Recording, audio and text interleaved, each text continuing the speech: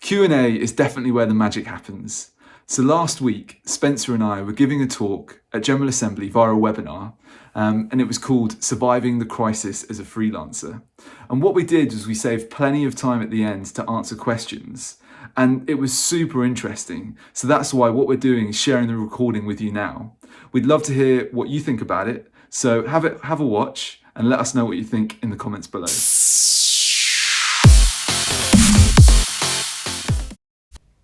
So let's go into the Q&A section.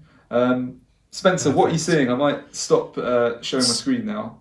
Perfect. For a second. Well, Rachel Barber had this amazing question to start with, which is, I've seen quite a few people on social saying now is not the time to be hustling and reaching out for new business, as it's insensitive due to the context. What's our reaction to it? What's your reaction to it? And how do you reconcile that and continue biz dev while being sensitive? Himo, any initial thoughts on this one?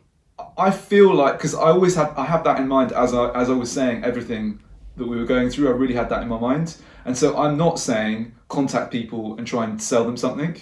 I'm saying contact people and ask them how they're doing, or just call them up for a chat and just see what's going on. I'm not saying call them up and say, these are my services. So don't go for the hard sell. At all costs, avoid the hard sell. Don't be putting your all your products on LinkedIn or whatever. Just call people, be human, and that'll be okay.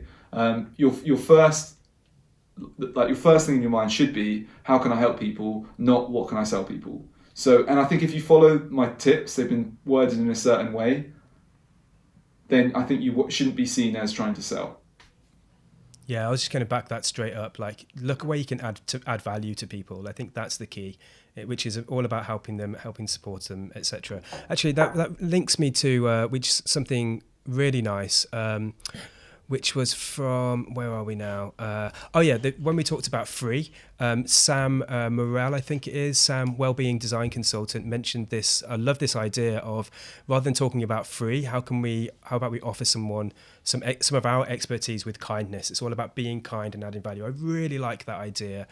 So thank you so much for adding that one, Sam. I think that's really lovely. Yeah, definitely. I'm offering my services more for free than I'm pitching my products at the moment. Actually, there's one that Hayley said over in the chat, which I'm just going to pull out because otherwise I'm going to lose it, which is, I'd love tips on building a following for all of this. Okay, so there's a couple of things. Like, we're believers that, well, actually, Himo's got a great answer to this, which is the four-letter strategy. Oh, that's how to sell without selling. Yeah, I think that's the one.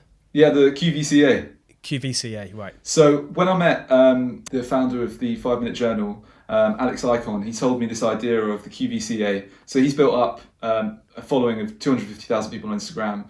His wife has 1 million followers or whatever. And he said there's 4 things.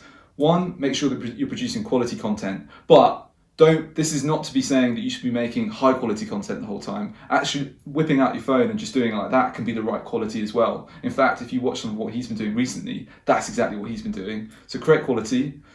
V, make sure that you bring value in all of the content that you're creating. So try and educate people or entertain people in any piece of content that you're creating. Then he said, C, what you've got to be, the C is probably the most important of the 4, is consistent. You know, you've got to be consistently doing this. So Spencer and I were doing this twice a week, or once or twice a week, the Spen Nick Show, and I think that's really helping. And then the last one is A, which actually might even be even more important still, be authentic, be true to yourself. If you're messaging people and you're being authentic and true to yourself in the way that you're messaging them, it doesn't, you shouldn't feel bad if your intention is not to be salesy, but just to help people. But someone feels like you've just come across as salesy and are maybe insulted by that. Just apologize and know that you were trying to be authentic. Like, you're sorry that that you came across that way, and you can maybe try and course correct your behavior. But if you're being authentic, I think that's going to help you as well. So yeah, I think QVCA is quite helpful. Definitely. I think another one which came from you via Gary V. I think it was that way around, right? It was you that came up with this phrase, which is the hustle on the micro, patience on the macro, which is just really be focusing on that daily habit, focusing on putting out content as often as consistently as you possibly can. Forget about building up this great big follower base and all this big community. That's going to happen if you're consistent, if you're doing QVCA, basically. Brilliant. A real quick one on here, because I've just got to. What do you use to edit your videos? Like, super simple. I do most of the editing for the show, but I do that on Adobe Premiere. It's pretty quick, pretty simple to use. But I think, Nick, you use a mobile. I use Video solution, Leap, right? for all my videos. Video Leap, yeah. Yeah, Video Leap's really, really helpful. That's really good for adding subtitles and captions to videos as well. I do it manually though. That's why I don't do it for all my videos. But there are other automatic ones, other apps that you can use that automatically create captions. But I like to have complete control over what my videos look like, so I don't use those because they make it look weird for me. But that's Go on. I was just going to say, here's another one. Like, don't forget about the tools, maybe, but think about how you can process and edit your videos as quickly as possible. So we try to keep things as simple as possible. In fact, when we first started doing the Spen Nick Show, we decided we were going to try and get these out in one day, and it's going to take less than an hour and a half. So we generally record in about 45 minutes, and then I spend about 45 minutes doing the whole edit. And that way, like, it's super simple. If it takes any longer than that, it's not going to get done. So the key thing is figure out a way that you can make this as simple and as quick as possible. Someone said that they've got a video interview for a freelance gig. Have you got any tips? I've got some tips for that for sure, which is one, make sure your background kind of looks good. Don't have socks lying around. That's helpful. I'd also say try and make sure that you're not doing I'm having a WhatsApp call with my mum right now, and this is like this kind of thing going on. Don't do that. Try and make sure that you're kind of centered nicely and that you're kind of more eye to eye level, or if anything, you're slightly above, because that creates kind of like a feeling that like you're more level with, like on the same page as the person that you're on, rather than if you're like super lower, like if you're like this, and then they're like this on the camera, it can feel like they're dominating you a little bit. You don't want to have that. So that's one tip that I'd suggest from a video perspective. I'd also try and make sure that you've got all the technology kind of set up and that you arrive early to the call. Just a couple of tips there. Hope that helps. Love it. I think it's super useful. Again, Sam just came in with a really, really nice thought, which is like, how are you both? I mean, really, like, how actually are you? Oh, I like that question. Really nice. Thank you so much. Genuinely, I feel a bit bad about this. It's one of the weird guilt things that I feel, because I'm actually feeling quite positive, and I know that there's so much negativity going on in the world, and there's trauma, and there's, you know, all the horrible stuff that's happening, but I feel quite good. I feel quite optimistic. I think there was so much positive change that's happened over the last few months, and you know, do you know what, I've got kids, and I get to spend a lot of my time with the kids. I'm still super productive, so I feel really, really good, although that's like, it's this double-edged sword, because I feel guilty that I feel good. Don't know. I feel the same. But what I'm trying to do is think about the positive and think about how I can contribute and help others. Because I feel fortunate to be in a position where I've got enough work, and I live next to the woods, so I can work and walk.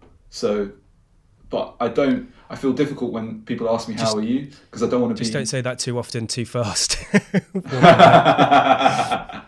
Yeah, I feel quite bad because other people are not in as fortunate position at the moment.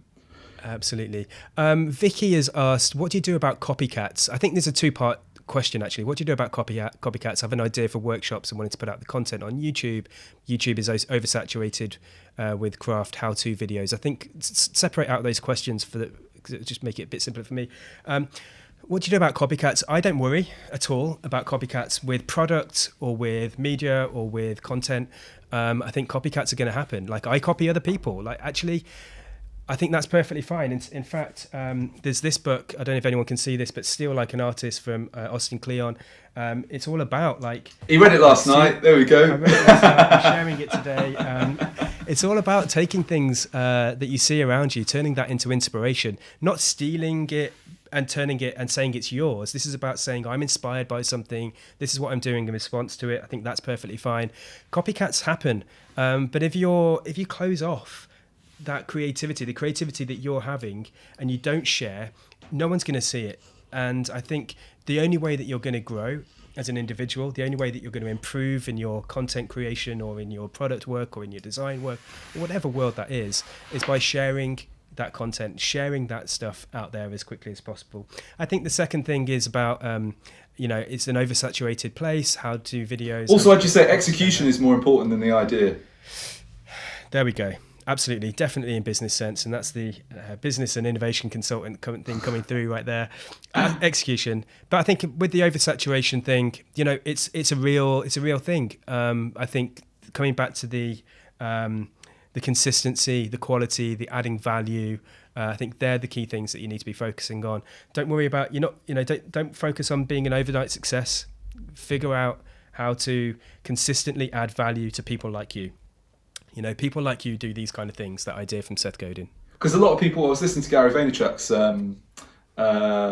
Crushing It, and what he says is a lot of people are worried about, there's so much content out there that's just a load of rubbish. I don't want to be adding to that rubbish.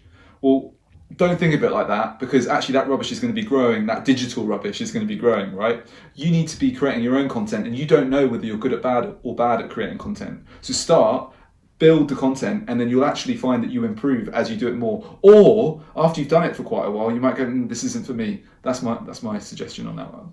So any tips on how to reach out to people to understand the market and get potential projects? I'd say make video content, post it, and then reach out to people, chat with them, and then if something interesting comes up that's related to any of your content, send them a link to it, or start speaking to them, to speak to people that you haven't spoken to, and after the conversation's happening and it's warm, maybe send them a link so they can understand you better, and then you never know where the conversation could go from there. Do you have any tips on how to start freelancing? Someone here recently lost their job. Himo, you did this 3 years ago, and it's taken a while, right?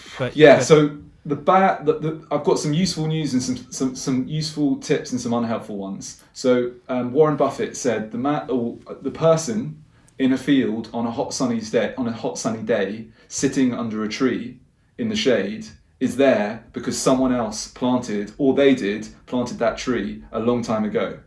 So it's really important that you think ahead when you want to do freelance. And so what I did was that I got into sales, earned a lot from my bonus, saved up enough to then go without work for a year, but still be doing the freelancing, and that helped me get into it for the first year, which I earned 10k in my first year, but because I'd saved up money, I was fine, and then the second year was a lot better. So I took a massive drop because of my savings. That helped me. That's not helpful for you. For who's asking the question?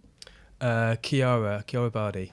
Yeah, so Chiara, that's not helpful for you right now. My suggestion would be that I would be contacting, if you've got any video content already, great. Continue making video content, but I'd also say this is like Warzone time. So in Warzone time, you just need to be like doing short-term stuff to get results. I'd be messaging people and just saying, hey, how's it going? To a lot of people, not in a salesy way, but just reaching out to a lot of people one-on-one.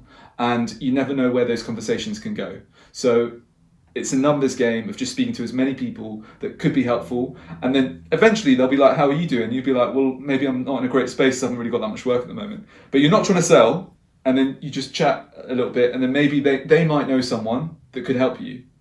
But if you've been really relaxed and just genuine in the way that you started the conversation, they might be more likely to then say, I can connect you with this person. So I would be doing one-on-one direct contacting to get you started, Chiara. We really hope you found that useful. So why not help us out, press that subscribe button, and why not even give